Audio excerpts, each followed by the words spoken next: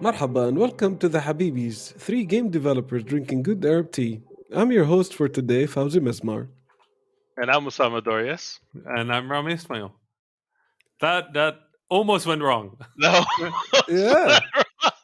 That almost went wrong. We were like in the chat like a second before somebody had to say something. We were like, wait, does Osama go first? Do I go first? It I was worked out biting this my time. nails. This is a Biting my very nails strange going like- opposite. Osama, I have to say your Fauzi impression is getting much better. Wait, thank you. I'm practicing my ventriloquist act. Is it working? My Yeah, lips are not moving. Trust me. I was listening to last week's podcast.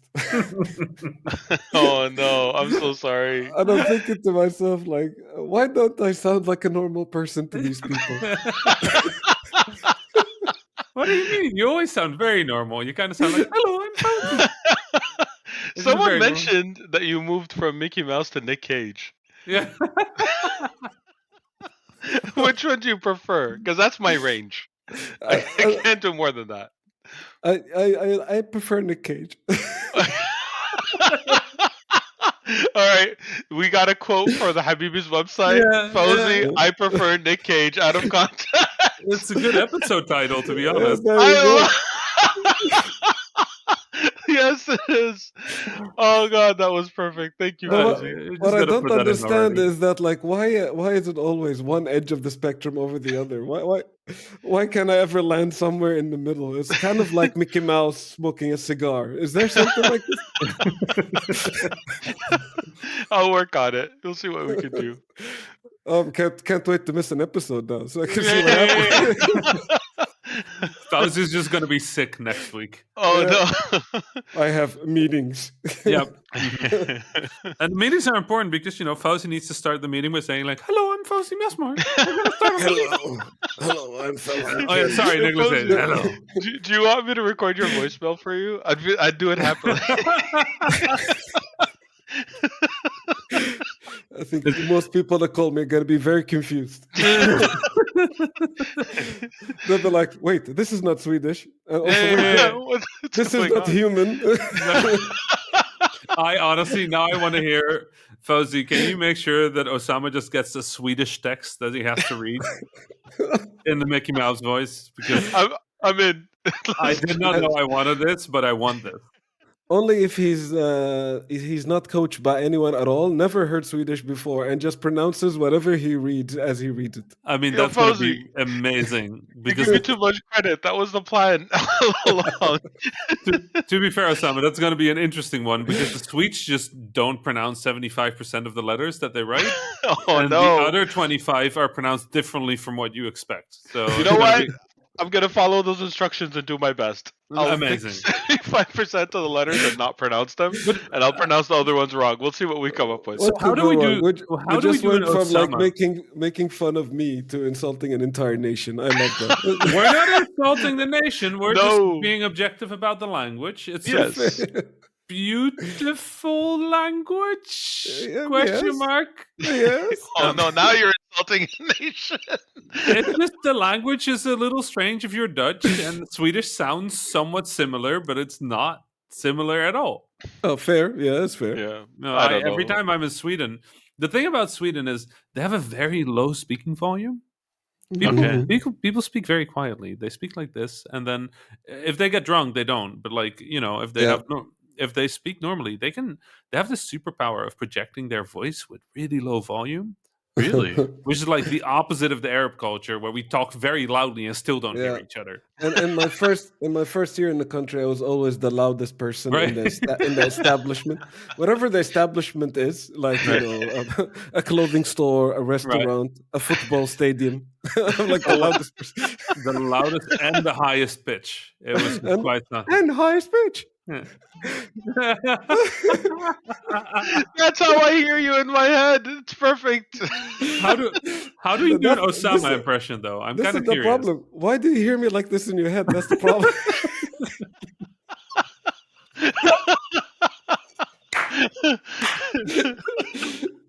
I don't know. I don't know. But I want to hear Fauzi. I want to hear an Osama impression now. An Osama impression. Yeah. Go for it.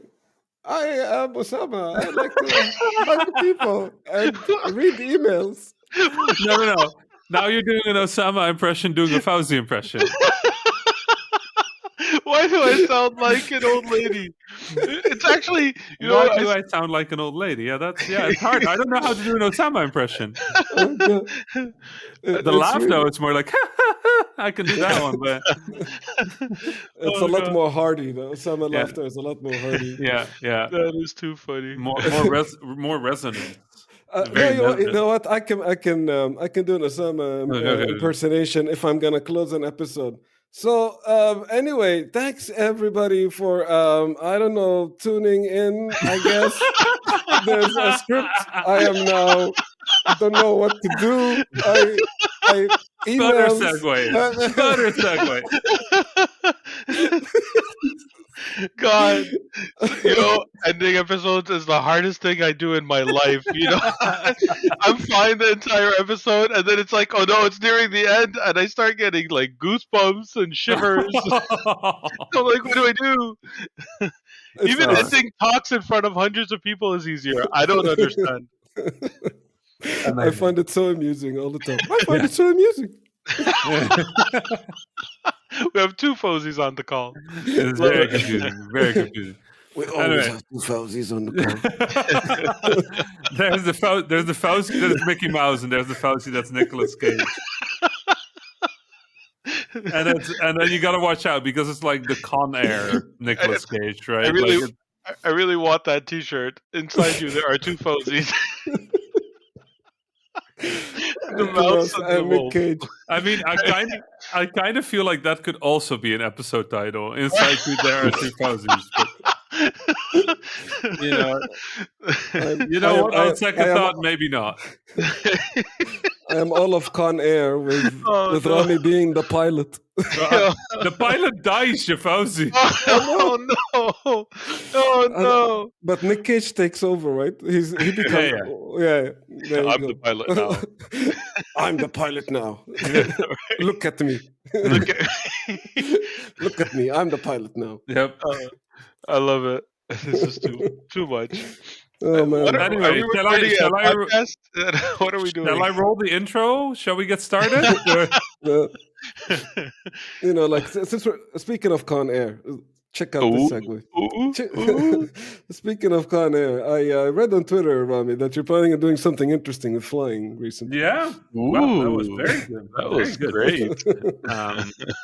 Yeah, some impressions are just pointing out segues. I think that's true. But yeah, no. So there was a bit of an interesting day at the airfield last week because I'd booked a flight for 4 hours on a Cessna, which is like a bigger airplane. It's a 4-seater. 4 people can sit in that airplane, and everything was looking good. Weather was good, and my plan was I was going to meet up with a friend and then fly that friend from one place to the other. And my goal was I had this ridiculous idea, right?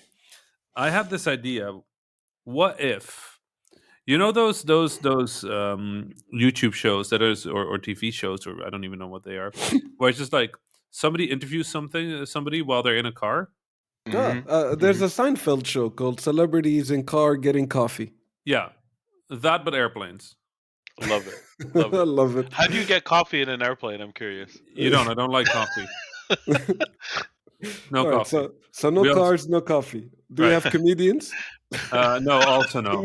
No comedians. Yeah. So it's exactly like that, but nothing like it. But nothing like it. Yeah. Do we have Seinfeld? I mean, I could fly to Seinfeld, I guess. Not sure he'd like it. But, Okay, so it's kind of like it, but nothing like it. Nothing Got like it. basically, the thing I realized is I know a lot of very interesting people, and I would like to just sit with them and talk with them while we're in a place that people normally are not. You know, in the sky, looking at clouds, looking at towns, looking at the world from like a little higher up, and then specifically try to have conversations about purpose and life and dreams and goals and you know, like a little more personal than normally. And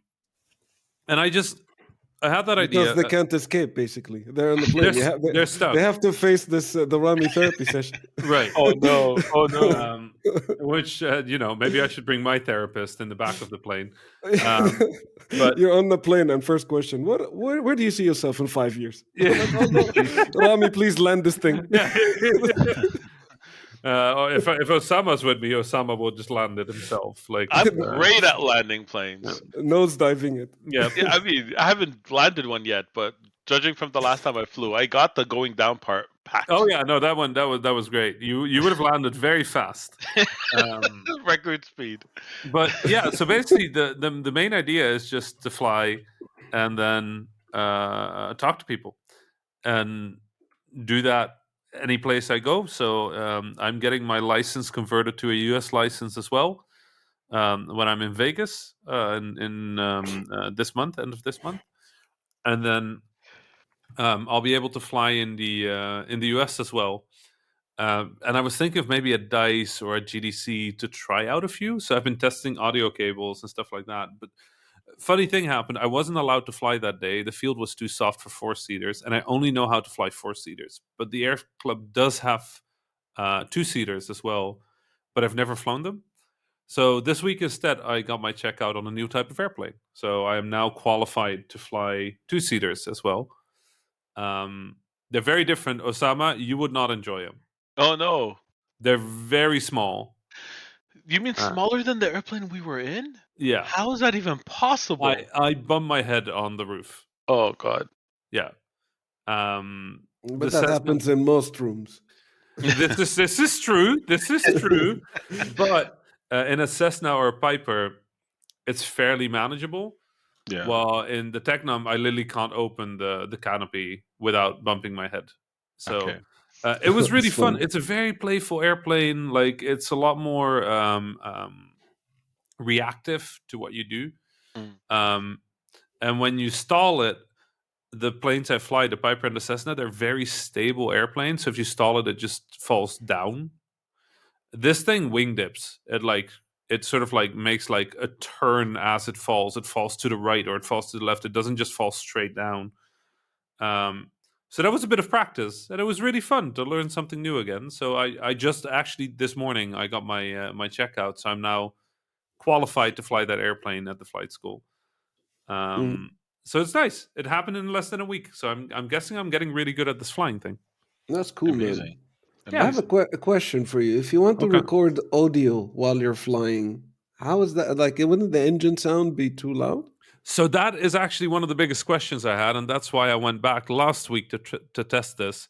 So the way airplanes work is they have these two big connectors called twin plugs, and one of them is a microphone cable and one of them is a audio cable. But one of the things that airplane headsets do is they play your own voice back to you over the audio signal. So over the audio signal, there's your voice, any radio voice, and any voice of the people in the airplane.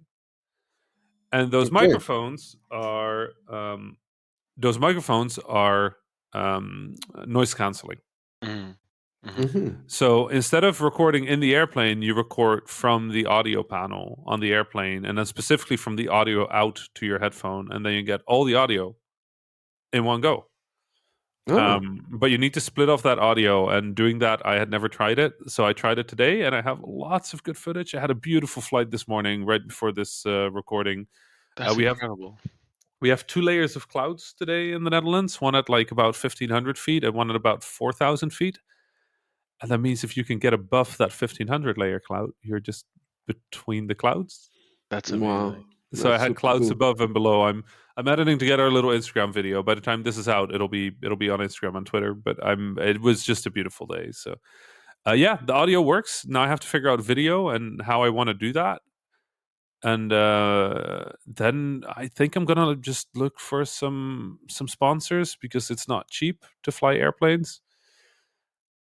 And I love it. That's a great idea, honestly. I think it's going to be really fun.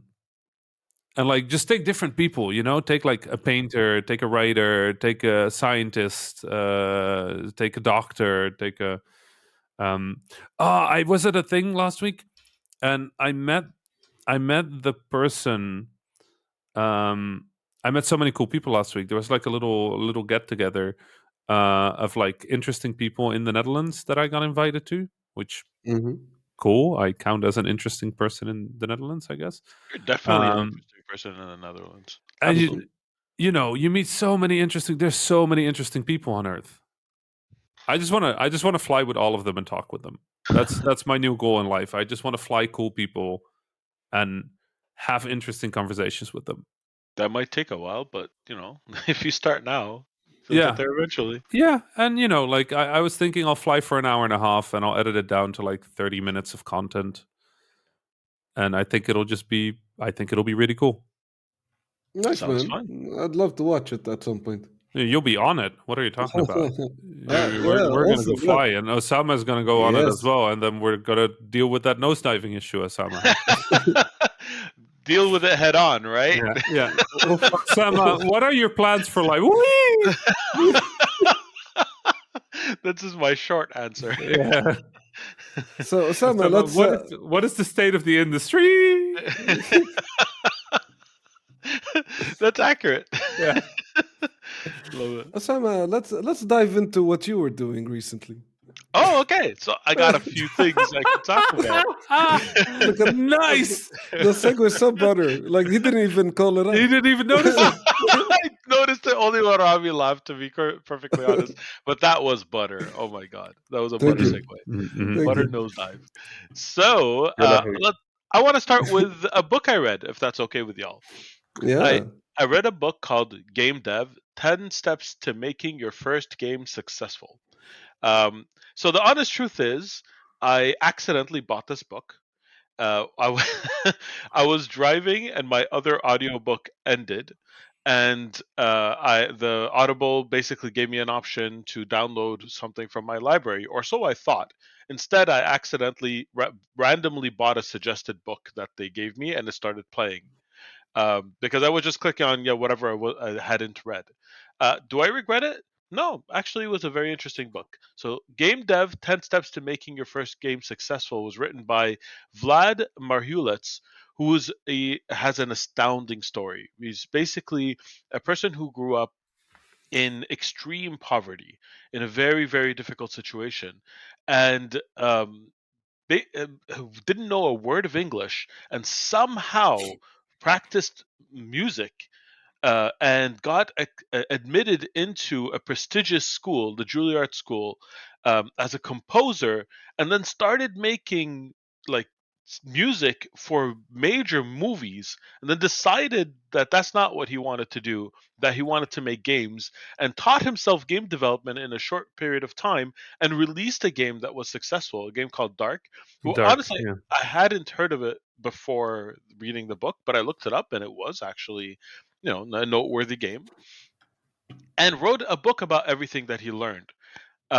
Throughout the book, Wow. I heard Rami's name. He was quoted several times. So Oh, Rami, really? you have a fan, or at Mm. least one. I'm a fan of Dark, so So there you that's go. awesome. It's mutual. Um, it was a like honestly, it is a book I would potentially recommend for people who don't know anything about game development at all, who go in with zero, because he really covers a lot of things that we take for granted, that advice I forget to give because it's so obvious to me at this point. But he also deals with a lot of things that game devs who don't publish their own solo game don't know about or don't have to deal with. Like he'll tell you something about how you have to write your EULA, right? Like I never wrote a EULA. I never needed to. And so there's always someone else on my team who took care of that kind of thing, right? Hmm. He's an So he indie. yeah, he's a like full one person Yeah. indie. So if you want to follow that route, his advice is going to be better than anything I can tell you. It really is. He learned it from scratch. But it's also a little bit all over the place. Like he'll also talk about like ray tracing and collisions, like in one chapter of the book. It felt a little disjointed, but all useful if you don't know anything about this at all. Every single thing that he talks about is useful, but it seems useful through the lens of the game he made specifically in some cases, if that makes sense. Hmm. A lot of times it's like, I encountered this, so watch out for this, which is fine. It's just my gut feeling is that's a thing that maybe only 5% or 10% of devs will encounter, maybe less. I That feel kind of like thing. that's the most helpful specific advice, really, because like the more general game design advice doesn't necessarily apply to all kinds of genres and things. That's So, true. but like if somebody's making a very specific game and like that is similar to what he has encountered, that advice would be very valuable, I think. 110%. And if you're making a different kind of game, I still think that a big percentage of the book will still be useful to you. Just watch out, not watch out, but like be aware that there are parts that are going to Hmm. be very specific if you're making a puzzle platformer, or if you're a really really solo dev, that kind of, like, you don't have anyone else on your team, that kind of thing. That said, I enjoyed it. It was a surprise. It was a happy accident, and I would recommend it. Nice, yeah, I'll check it Nice. out. It's a good title. Right? Game dev. Done. Game dev, yeah. I can't believe it wasn't taken. Yeah, actually, so am I. I Yeah, don't think that's really good. I don't think book titles work like URLs. You have to actually write a book? Crap. Yeah. I mean, it was funny because I actually spent a bunch of time this week thinking about that same stuff because of the show, and I tweeted about it, and people came up with brilliant suggestions. I got cloud gaming. Oh, Cloud That gaming was is great. that's really great. good, but I don't want to focus on just games, so I don't Yeah. think that's going to be it. And Somebody your else, Google search would be terrible. right? Somebody else said plainly speaking. Wow. Wow. I'm a Wow. fan of that one. That one's perfect. I already Yeah. bought the URLs, so Good. Good. I think that's probably it. I'm Wow. disappointed that Osama didn't contribute with any dad joke titles. I didn't see that tweet at all, to be Oh, perfectly honest. This is the He's, first I hear of it. he's got me muted. It's okay. No, I I tweet. absolutely do not. I tweet too much. It's just it's fair enough. No, I've just been honestly spending a lot less time on social media recently for my Very own smart. mental health. Yeah, and Very it's been smart. good, man. amazing. Good. So I don't see, like, I keep seeing tweets mentioning drama, and I'm like, Not oh, knowing what the drama is. yeah. And usually, like, my old response would be like, I gotta find out what this is. Now it's like, oh, perfect time to close Twitter. Yeah. So much better. Smarter, much smarter. Thank you. I'll take it. But like we've heard from Osama, we've heard from me. The Mm. host hasn't spoken yet. What have you been up to? I played a video game. A video game. Ooh, what is that? Came out of nowhere. It's this thing where like you see stuff on a TV and you grab a controller and then it reacts to what you do on the controller. So a It's remote. I don't It's- think that's real. It's gonna be a thing, guys. Trust me. Really? Yeah. I don't know. Yeah. Like I use the teletext, and it's just not very like. I'm thinking about dropping everything and just doing this So for a living. dropping it like this game was dropped It dropped out of nowhere. out Like, of nowhere. nobody heard about this game. It wasn't announced before. Then we're like, I- watching. We're just like chilling, minding our own business, watching this new Wait. Xbox Before we Direct. continue, Yes, all of us are well connected in the industry. yes, Just behind the scenes stuff for 1 second. I had heard nothing. Nothing. Me too. Nothing. Zero. Absolutely. Absolutely nothing.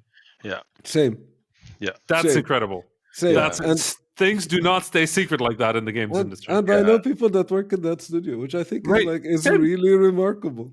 Just just nothing. Absolutely nothing.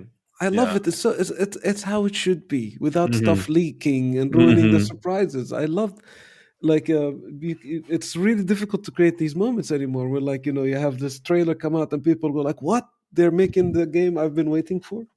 Yeah. But like this game, completely like a secret.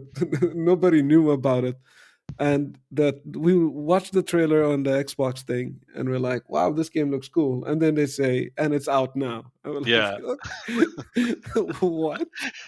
Exactly. So I looked at the art direction of the game and the general premise of the trailer. I was like, "This looks cool." It Mhm. is. So the game is Hi-Fi Rush.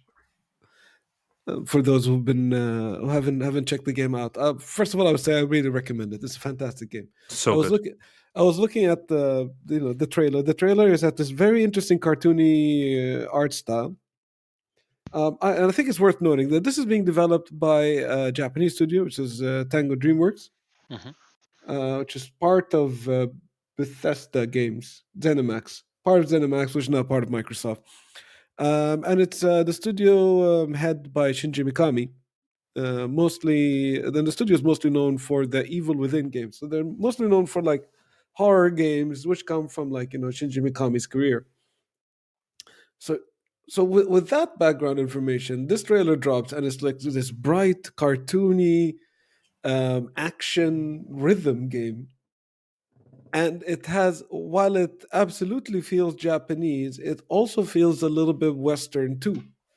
Like the art style is like 2D anime ish, but it Yes. also has, a 90s Saturday morning cartoon vibe to it Yeah, too. that's a good way of putting it. It's very Scott Pilgrim, I feel. Yeah. Also has a Yeah. lot of that Scott Pilgrim Yeah, influence Edgar as well. Wright. Yeah. So like the art style is a really cool mix of like it's it feels like, what if the art director of Dragon Ball games, 3D games like Budokai and those games, made a rhythm platinum games like 80s or 90s Saturday morning Scott Pilgrim cartoon thing. Hmm. And it works. So like everything on this game is to the rhythm. The character animates to the rhythm in their animation, in their walk cycles. In their walk Uh, cycle, yeah, I noticed that. And the yeah, blending works pretty Hmm. well. the It's Hmm. blending works perfectly. Yep. The environmental props animate to the rhythm. Everything is to the beat. Yep. yes. The background elements are to the beat. The UI elements are like also keeping up to the beat. And then like you're supposed to whack enemies with your makeshift guitar. You have like this electric guitar that is made out of all kinds of pipes and pieces and stuff like that. And you're fighting against all kinds of different robots and enemies, and you land hits on the beat. And even if you mash the buttons, the buttons are designed so that they will land on the beat. Hmm. But if you press the buttons to the beat, you get extra bonus. So you want to be in the jam as Hmm. you're playing it, though the game will not punish you for missing, which I Yep. think is one of the tough parts of making a rhythm game. There are Yep. some Yes. people that struggle with rhythm, or some people that have no rhythm, Yep. and when they are playing these kinds of games, failing constantly is Unpleasant. annoying. Yeah. Yeah. Yeah, unless you're playing trombone champ, then failing is part of the joy of the experience. It's the beauty. But I digress. In this game, they really solved that problem by just making sure that whenever you land, if all the attacks are gonna land on the beat, regardless, the animation is tuned perfectly so that it will always land on the beat. But your prompts, if they are on the beat, it will make your game literally by score much better. Yeah. So you get into this groove in which like everything on this game is to the music, and the music is this mix between like original composition but also some pop beats. Like there was Lonely Boy and a lot of different types of like rock and like upbeat music as you're playing it. And yeah, it works perfectly. The combo system is cool. You get more stylish, and as you get more stylish you get better at it. And there are platforming bits in the game as well. Those platforming bits are also to the beat because there's like moving platforms Yep. that Yep. move also to the beat. I So thought like that was so So clever. good. So what good. a cohesive design. Like Yeah. this entire game just comes together beautifully. Yeah. And like playing it the entire time, I can't, like it feels like a Japanese game and a Western game at the same time. And I was like, how Mm. I've never had a game coming out of Japan feel that way.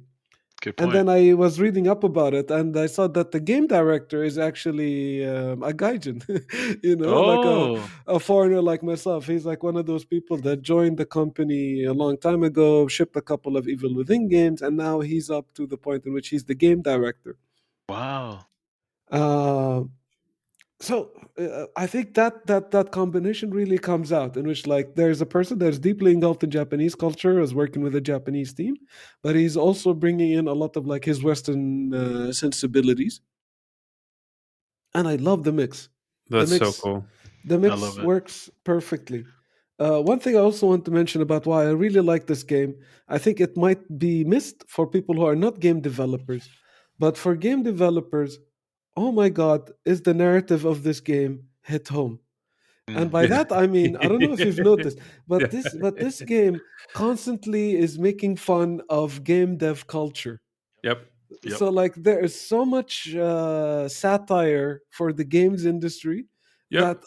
that I can't help but like nervously laugh at something Yeah, I feel- like like I'm gonna spoil this. I'm sorry, but I think it's important to prove this point. The second boss is literally a guy that is so hung up on his very like Specific. Yeah. weak Yep. creative vision Yeah. that he mindlessly keeps on wasting budget and forces employees to do overtime. Yep. And I'm like, wow, Yep. I've I never know why this story. Yes. we've never had anything like this before, No, and we to have come not. out of this game of Of all all games, games, right? it's just like everything about this game is straight out of left field. Yeah. Hmm. And I know we're just starting, and this is going to be a massive year for games. But this game is like, oof, like Top very 10 memorable for contender. me. Yeah. So far, January 31st, my game of the year so far. Yeah. Literally the first game I played that's a 2023 release, and I agree with you. It's my like top game of the It's year. very good. The one thing I'll add, and to you mentioned boss fights. Mhm. I like even the boss fights are so in tune with the music that in some situations you expect an attack to come and it doesn't come right away because it's waiting for the beat. And initially, like I won't lie, it was a little jarring because I'm like, okay, now the boss is just not. Oh, it hit me, and then Yeah, like it takes a while before. But then when you get in the groove of it, you're like, oh, perfect. I Yep. know exactly when to dodge. I know yeah. exactly what's going to happen next, and you start feeling it. So like it just breaks conventions in the best cohesive way possible. You're so right, Osam. Actually, like, and thank you for reminding me of this because, like, the dodging to the beat is also magnificent Yes. because Mhm. it puts you also into that like you're already in the rhythm of like, all right, I'm now like what do you call it, bumping my head, head banging, like I'm head banging to the music the entire time. And now I'm also using that to help me time my dodges or to help me, as well as it's helping me time my attacks. Yep. What a beautiful game. And like you can also chain dodges to make like a super dodge to some extent. Yes. If you time those dodges to the beat. Yeah. Yes. And then so like once you wrap your head around that, I found that by level 3 I now kind of like got it. Yeah. You got it. Uh, Yeah. Yeah. It took a while uh, for me too. and like and now I got this rhythm. It turns into poetry in motion, in which like Yeah. I am attacking, dodging, parrying, attacking, dodging, parrying, and I'm like shaking my shoulders and dancing as I'm playing. Yep. Phenomenal Yeah. game. Like congrats to the team on this phenomenal launch, and also it comes out of nowhere and it's polished as hell. Yeah, it It's You so is. know, good. like The animations are incredible. I love the colorfulness, the personality in the characters. Like it does so many things different than any other polished AAA type game, and Yeah. that I appreciate. And I hope it sets a record. No, sorry, it sets a precedent that others follow suit and like, hey, maybe we could try something new and make a successful game. yeah, it's so good. It's so good, and yeah, I know we have to like we had a mandatory Game Pass mention, so it's out on Game Pass day Yes. Well, one. to even it out, let's talk about a PlayStation thing. Oh wait, Ah, what did PlayStation do? oh my God, yes, that's true. Yeah, PlayStation. I saw the tweet. That's why I'm laughing. Yeah. Um, there's like there's this new show made by Sony uh, and HBO called The Last of Us. Yeah. I think I heard of it. Yeah, and because it's so popular, Microsoft should absolutely be able to buy Call of Duty. This is how you Yeah. That was this, that tweet. this is how you Also, construct a logical argument. it was also just like they just did the Halo TV show. Like, I do not understand what is happening here. Like, it just what a weird argument for, like, what is it, the CCO to make on Twitter? Like, I was just very confused. That said, series is very good. I watched episode 2. Yeah, It's I very I good. watched it as well. Yeah, You know what? Did we talk about this last week about like the beauty of seeing that translation across mediums and like seeing where it's different? Mm-hmm. I Yes, don't we remember. did. Yeah, we talked about like the opening sequence with Sarah and how in the game she can't face danger, Mm-hmm. but then in the TV series she can. Yeah. I found that same thing true to be true for episode 2. That there are so many moments where you're just like, we could not do this in games. Yeah. And I think my favorite sequence of episode 2 was not from the video game. It was the Mhm. opening sequence in Jakarta, Oh yeah. where the outbreak is occurring right now, and we're watching this doctor sort of like realize that this fungus species can now grow in humans, Mhm. and slowly coming to the conclusion that the only way out is to just obliterate the city. And I was like, wow. Yeah, that's that's a lot of context that we didn't really get in the game, which I think is really cool. And that also plays into the strengths of Craig Mazin. Yeah. If there's something that he can do really well is to tell you about a very tricky situation and how Yeah. people kind of like screwed up dealing with it. Yeah. I mean, it's fascinating to me. Like that opening sequence, I was just like, could we have put this in a game? Yeah. So And in the game, like even in The Last of Us, it had not that exact scene, but it had tidbits of that in the environmental storytelling with newspaper clippings on walls and things I like was that. about to say, like in a game, like you would probably be able to pick up a dossier. You'd be able to Yeah. like hack into a laptop but it's terminal, not the same. It's or not And you it the would same. doesn't watch, have the same or, impact. or you Right. would watch like the news Yeah. media on like a busted TV set or Yeah. something like that. But yeah, it's not the same way for sure. Yeah. It's so remarkable that you can just you can watch the series and just sit there with a notepad and just be like, we could do this better in games. Yeah. We cannot do this better in games. Yeah. Yeah. And Sorry, I was was about to say probably make a fun design challenge actually in terms right. of like all of these pieces that were not in the game. How would you have been able to put it in the game? I think Yeah. that would make a very interesting design challenge. Right. I mean, part of me felt like, a little bit of the Call of Duty design of like switching to different characters for a moment, because Call of Duty actually got fairly close to the sort of like smash cut. And specifically thinking of the original Modern Warfare 2, where you would just have the sequence where you were suddenly an astronaut at the ISS. Mm-hmm. And you just were like, why am I an astronaut at the ISS? Like, what is happening? And then sort of like the nuke you fire in one of the previous levels like detonates in orbit, and the person in the ISS gets killed in the resulting chaos. And Call of Duty did that sort of like smash cut to a different character kind of thing. Yeah. Like just like, oh yeah, we're somebody else now. We're not going to give you too much context. You're going to play this character for a little bit. Oh, you're dead. Okay. But even then, just the storytelling context to be a doctor eating lunch, getting picked up by police, being in the car for seconds, Yeah. because you can't have that scene. Like in a game, it would feel weird to just be in the car. Like which game did it? One of the Blendo games did it, right? Yeah. Not Quadrilateral Cowboy, the other one. Maybe it was Quadrilateral Cowboy. I don't remember. One of the Blendo games really played with this. Maybe 30 Flights of Loving. It was a game with cuts where you would start walking in a hallway and it would cut to you exiting the hallway. Mm-hmm. And I thought that was brilliant, but it's also a really weird context in games. Yeah. And it could be jarring too if you don't have that expectation in games. And it's so fascinating to watch that. I think of all the things I've watched in years, it's just my favorite, not because, also because it's really good TV, but this has never been achieved. There is a lot that you could say about the strengths of different mediums and what they can do. Like, if you just take an example of you want to tell the story of a planet being destroyed, in a comic book, that's the least expensive way to do it. You draw one frame, there's an explosion, and the planet is gone. In a movie, it's more expensive. In a game, it depends if the planet was modeled and if you could reuse some explosion VFX. Like, the games always, I find the answer is it depends. Like, dialogue in a comic book is not the right medium for it generally if it takes too long. It's just two characters and like lots of cartoon bubbles and lots of reading, and that's not. It's a visual medium. You want to have more action. That's a better Hmm. use of the comics. In a movie, you can do drama. A lot of dramas exist where they take place almost entirely in the same location with just two people, for extended periods of time. In a game, it depends.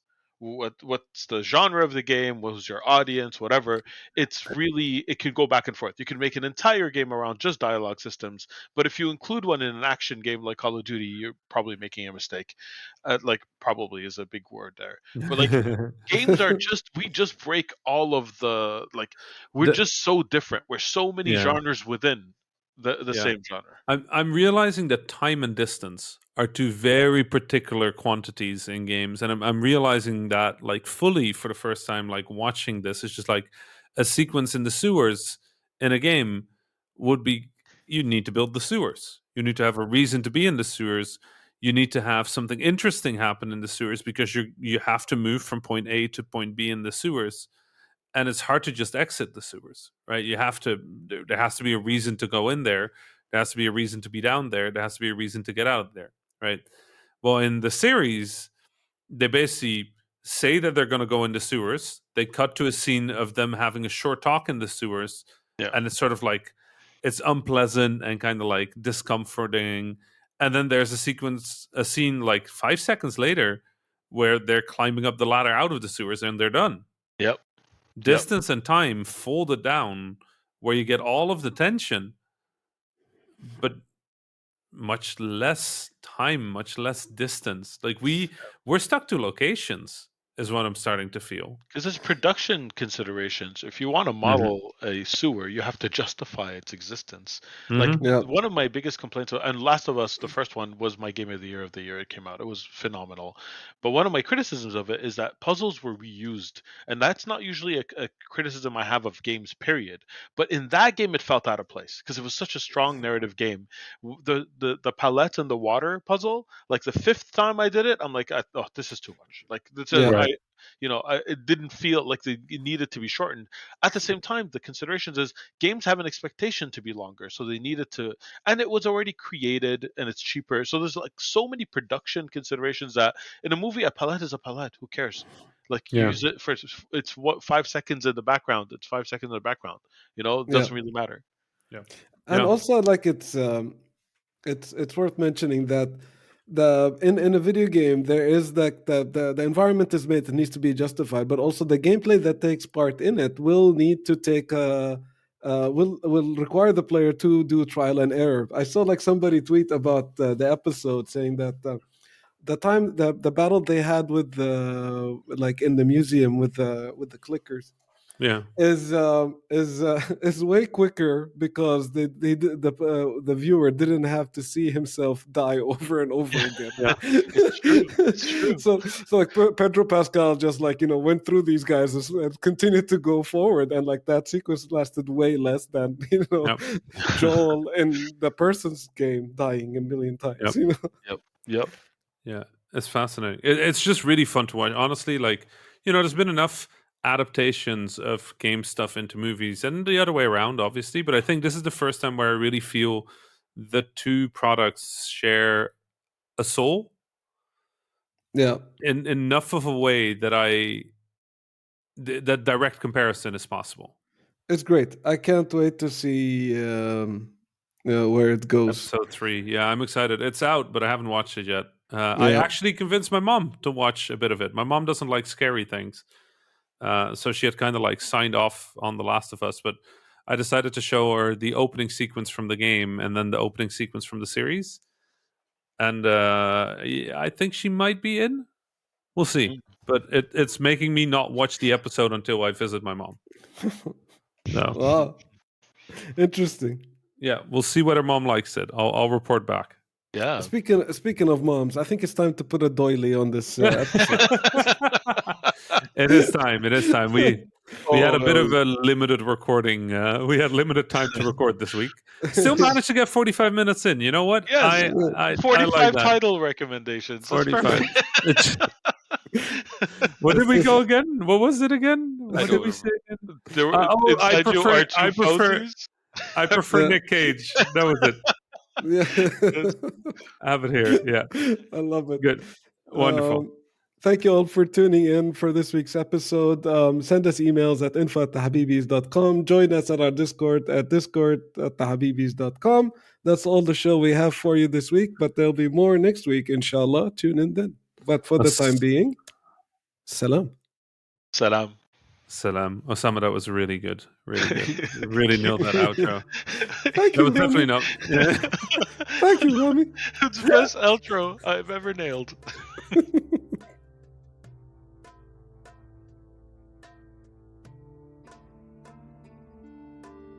That was the Habibis podcast for this week. I am Fawzi Masmar, your host for this episode. You can find me on Twitter at Fawzi Masmar.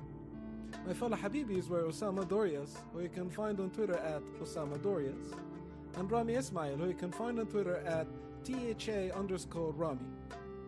Send us your questions, stories, and suggestions via info@thehabibis.com.